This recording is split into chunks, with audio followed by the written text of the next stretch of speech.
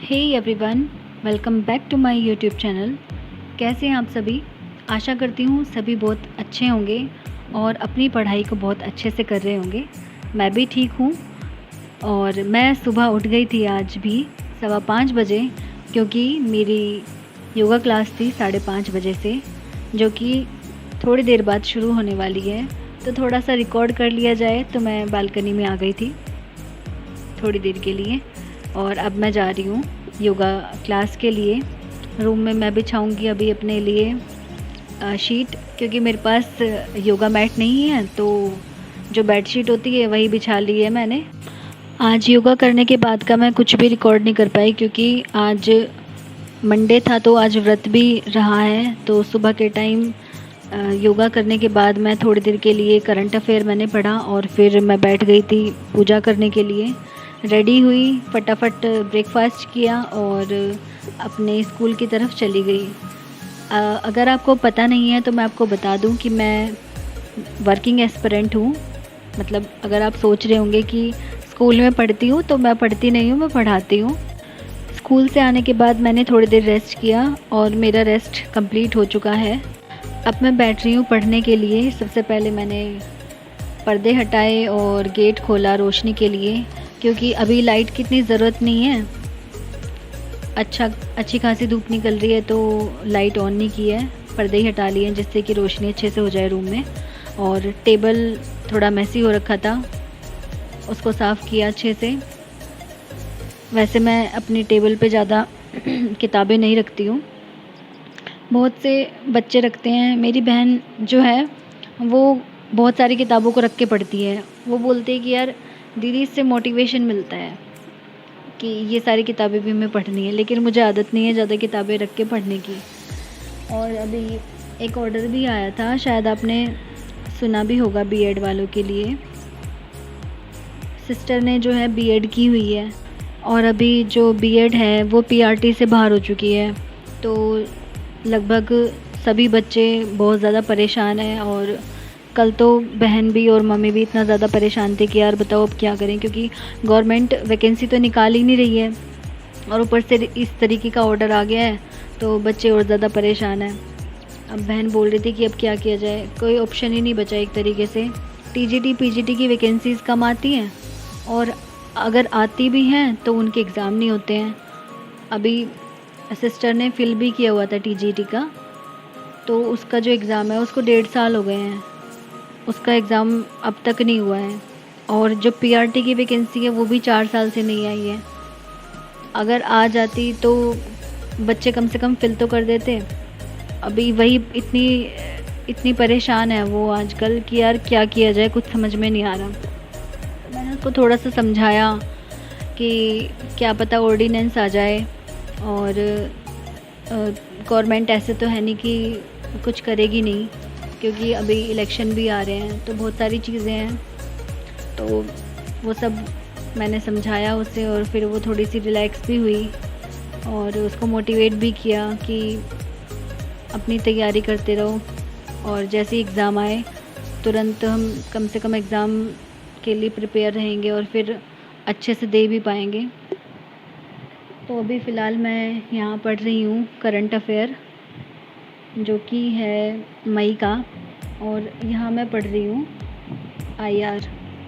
इसमें काफ़ी अच्छे अच्छे टॉपिक्स इस बार आ रखे हैं, जैसे यूनाइटेड नेशंस का है, डब्ल्यूटीओ और ग्रुप ऑफ 7G7, और काफ़ी सारी चीज़ें इसमें दे रखी हैं और बहुत डिटेल में इसमें लिखा हुआ है सब कुछ। मैं विज़न की बुकलेट पढ़ रही हूँ। पहले मैं पीडीएफ से पढ़ रही थी, लेकिन पीडीएफ से मैं ज़्यादा नहीं पढ़ पाती, तो मैंने इसका प्रिंट आउट निकलवा लिया था। और अभी मैं देख रही हूँ कि मुझे कोई दिल्ली की शॉप मिल जाए जिससे मैं वहाँ से मंगवा सकूँ, क्योंकि प्रिंट आउट कराना बहुत महंगा पड़ रहा है। आज मेरा जो करंट अफेयर में आईआर का सेक्शन है वो लगभग कंप्लीट ही हो गया है, और फिर मैंने अभी करंट अफेयर में जो इकोनॉमी वाला पार्ट है वो शुरू किया था। उसमें जो पहला टॉपिक दे रखा है प्रतिस्पर्धा अधिनियम 2023, वो मुझे कुछ खास समझ नहीं आया, इसको फिर से मुझे पढ़ना पड़ेगा। और अभी मेरी पढ़ाई हो चुकी है कंप्लीट, जो भी मुझे पढ़ना था वो सब मैंने पढ़ लिया है और अब मैं पॉलिटी को पढ़ूँगी। आज मेरी पॉलिटी भी कंप्लीट हो जाएगी। जो जो छोटे छोटे टॉपिक रह रहे हैं, जो 2-2 3-3 पेज के हैं, वो आज ही हो जाएंगे। तो उनको पढ़ने के बाद मैं शुरू करूँगी हिस्ट्री। वो आज तो नहीं होगी, आज तो मैं पॉलिटी ही पढ़ रही हूँ। आज सबसे पहले जो टॉपिक है वो मैंने पढ़ा है निर्वाचन आयोग। और इस टॉपिक को पढ़ने के बाद मैं थोड़ी देर के लिए नीचे चली गई थी, 10 मिनट के लिए, क्योंकि मम्मी ने मुझे बुलाया था। मम्मी ने बोला था कि जूस रेडी हो गया है, अब आके पी लो। तो फिर उसको पी के आने के बाद मैं फिर से आई और फिर से मैंने कुछ टॉपिक पढ़े जो कि थे वित्त आयोग, अनुसूचित जातियों के लिए राष्ट्र आयोग और भारत का नियंत्रण एवं महालेखा परीक्षक, भारत के महान्यायवादी, इन सब के बारे में मैंने पढ़ा। और आज मंडे भी है और व्रत भी रहा है, तो मैं सुबह मंदिर नहीं जा पाई थी क्योंकि उतना टाइम ही नहीं मिला था। सुबह के टाइम तो बिल्कुल भी टाइम नहीं मिल पाता है, तो मैं शाम के टाइम अब जा रही हूँ शिव जी भगवान पे जल चढ़ाने के लिए। और जो मंदिर है वो बिल्कुल पास में ही है, लगभग 10 कदम की दूरी पे, ज़्यादा दूर नहीं जाना पड़ता है। ये भी अच्छा है, तो मैं जा रही हूँ जल चढ़ाने के लिए भगवान पे।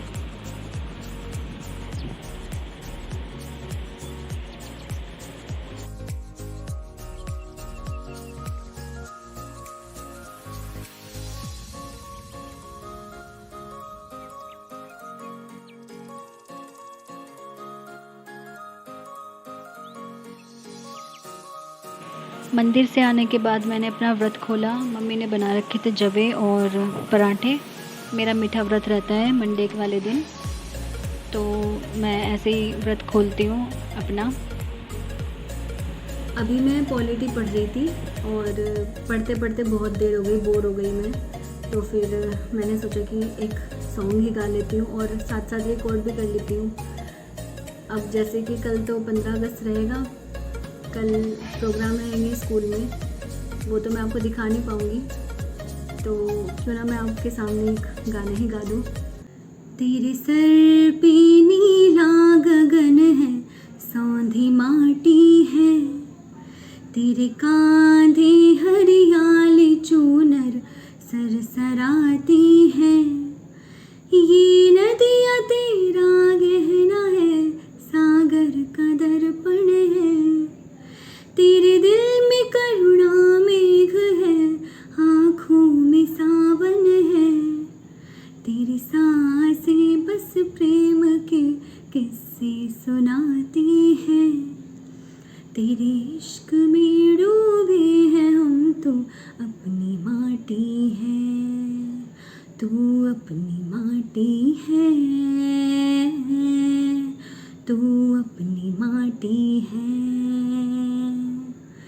गम पमा गरे गम पमा गरे गम नि धा मा पा पा सा रे नि धनी धा प धा मनि धा पा मा ग म पा। तेरी अंजुरी में खेत है एक धान का दाना, तेरी उंगलियां हैं कारीगर की ख्वाब बुन जाना, तेरे बाजुओं में बल बड़ा जो सरहदें थामे, तेरे जहन का लोहा भी सारी दुनिया ही माने, तेरा जज्बा है जवान का,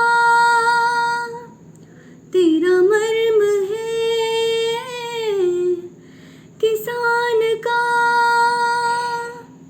हर दर्द को सह कर भी तू तो मुस्कुराती है, हर कली हर फूल दामन में समाती है, ये नदियाँ तेरा गहना है, सागर का दर्पण है, तेरे दिल में करुणा मेघ है, आँखों में सावन है।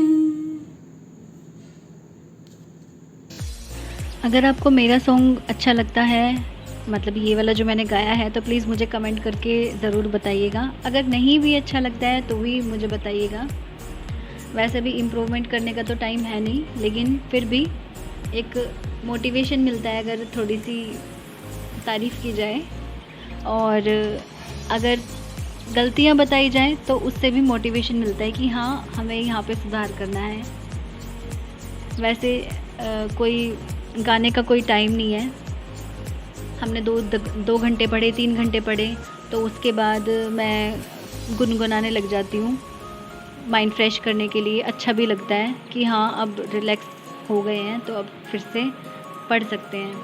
तो यही चीज़ मैं करती हूँ। अगर आप मुझसे कोई और सॉन्ग सुनना चाहते हैं तो आप मुझे कमेंट करके ज़रूर बता सकते हैं। अगर मैं गा सकूँगी तो मैं डेफ़िनेटली आपको ज़रूर गा के सुनाऊँगी अगले व्लॉग में, या फिर 15 अगस्त में ही मैं आपको सुना दूँगी। पता है, जब भी 15 अगस्त या फिर 26 जनवरी ऐसे आता है ना, तो जो लता जी का एक सॉन्ग है, ऐ मेरे वतन के लोगों, उसे सुन के ना पता नहीं इतनी ज़्यादा फीलिंग आती है कि यार हम भी पता नहीं क्या करते हैं अपने देश के लिए। और इतना उस गाने को सुन के ना इतना अच्छा फ़ील होता है, और कभी-कभी ना आँखों से आँसू भी आने लगते हैं। जैसे किसी वीडियोग्राफी में उस सॉन्ग को देख लें तो इतना पसंद आता है वो, इतना अच्छा लगता है वो सॉन्ग। थोड़ा-सा वो भी मैं आपको सुनाती हूँ। ऐ मेरे वतन के लोगों, ज़रा आँख में भर लो पानी, जो शहीद हुए हैं उनकी ज़रा याद करो कुर्बानी।